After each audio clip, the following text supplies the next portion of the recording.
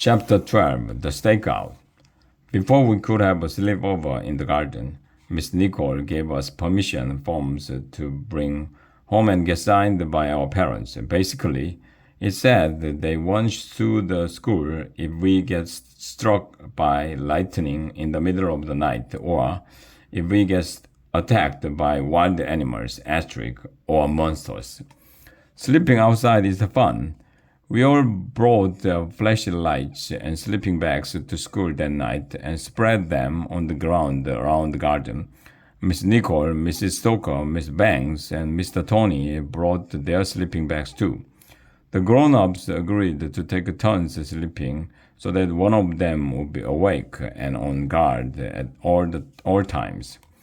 "We are sure to catch that darn bunny, or whatever it is," said Miss Nicole. We climbed into our sleeping bags, but it was too early to go to sleep.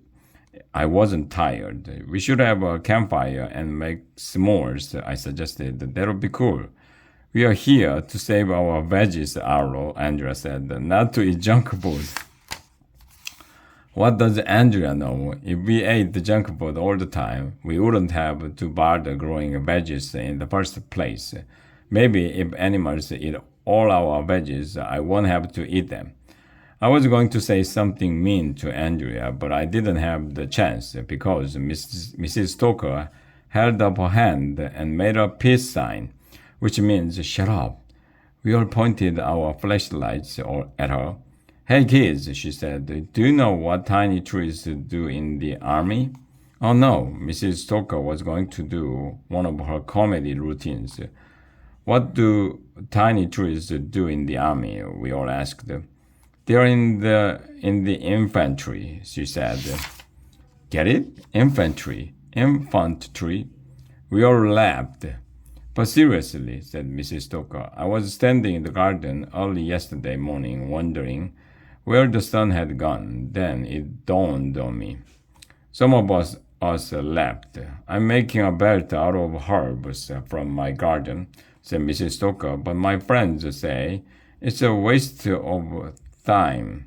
A few of us laughed. "I'd like to tell you about a girl who eats plants," said Mrs. Stoker, "but you've probably heard of herbivore." Emily laughed. "The other day, I cut down a tree just by looking at it," said Mrs. Stoker. "Yeah, I saw it with my own eyes." Nobody laughed. "I know why you are not laughing," said Mrs. Stoker. "You don't want to wake up the sleeping bags, get it? Wake up the sleeping bags." "I'm tired," said Alexia. "Isn't it bedtime yet?"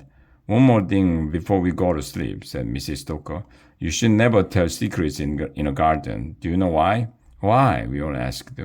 "The potatoes have eyes," said Mrs. Stoker. "The corn has ears. And the beans talk. Get it? Beans talk. Beans talk." Thankfully, Mrs. Stoker had run out of gardening jokes. We settled in for the night. I don't know what happened after that because I fell asleep. When we woke up the next morning, the first thing we did was ask the grown-ups if they saw any bunnies or any other animals in the garden during the night. "I didn't see a darn thing," said Miss Nicole. "I didn't see anything," said Mr. Tony. "Me neither," said Mrs. Stoker. "That makes the four of us," said Miss Banks. "Maybe the bunny didn't come last night because it saw us sleeping here," suggested Andrea. Then we checked the veggies in the garden, and guess what?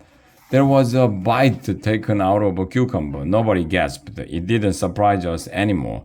"It must have been the invisible bunny," I suggested. "Nope," said Miss Nicole.